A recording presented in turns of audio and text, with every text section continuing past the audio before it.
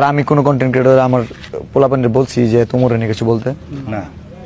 Recently Kibria roast course এটা নিয়ে দেখতেছি যে আমার শুভাকাঙ্ক্ষীরা এটা নিয়ে কথা বলতেছে। ভাই আমার আর কিবরিয়ার সামনাসামনি দেখা হলে এমন আছে ভালো সম্পর্ক, তার সাথে আমার মুলাকাত হবে, কথা হবে, এমন আছে আড্ডা হবে, ওর নিয়ে আমি এমন আছে কক্সবাজার ট্যুরও যেতে পারি, এমন আছে বিদেশও যেতে পারি। কিন্তু যে ওইটা নিয়ে কথা বললো তার সামনে সে কালার হয়ে গেল না, কালো হয়ে গেল। কিবরিয়ার এলাকাতে গেলে ওই চিন্তা করবো কিবরিয়ার নামে আমি কইছি, এখন আমি যদি এনে আইসি যদি জানে তাহলে একটা ঝামেলা হইতে পারে না। আর আমি কোনো কন্টেন্ট ক্রিয়েটর আমার পোলাপানদের বলছি যে তোমরা নিয়ে কিছু বলতে না।